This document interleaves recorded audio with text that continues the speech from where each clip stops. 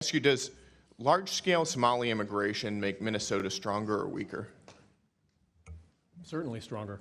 Certainly stronger. Do you know what percentage of Somali-headed households in Minnesota are on food stamps? No. 54%. Do you know what that number is for native Minnesota-headed households? Well, to be clear, a majority of the... It's 7%. There's a big difference between 54% and 7%, is there not? Excuse me, sir, could I answer the question? Let me move on. We've got a lot of questions here. What percentage of Somali-headed households in Minnesota are on Medicaid? I don't know. It's 73%. Do you know what that number is for Minnesota native households?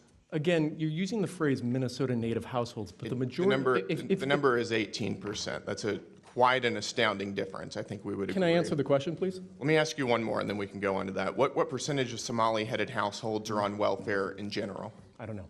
It's 81%. What about, let me just ask you, after 10 years of being in the United States, what percentage of Somali immigrant households continue to be on welfare? I don't know. The number is 78%. So even after 10 years, 78% of Somali immigrant households continue to be on welfare. Do you know what that number is for native Minnesota-headed households? Again, you're using non-Somali immigrant-headed households. If I can just answer the question, when you're using the phrase native Minnesotans, the majority of Somali Minnesotans are as Minnesotan as any of us. They were born in the United States. It's only 8,000 of the 108,000 Somalis. And nevertheless, the welfare usage is astoundingly different. Let me ask you again, does that make Minnesota stronger or weaker?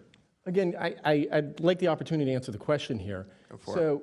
Again, the majority of Somali Minnesotans are born in the United States, as I understand it. Okay, well, what percentage of working-age Somalians who have been in the U.S. for 10 years or more, how many of them speak English very well? I don't know. About half. The answer is about half. That seems pretty low, doesn't it?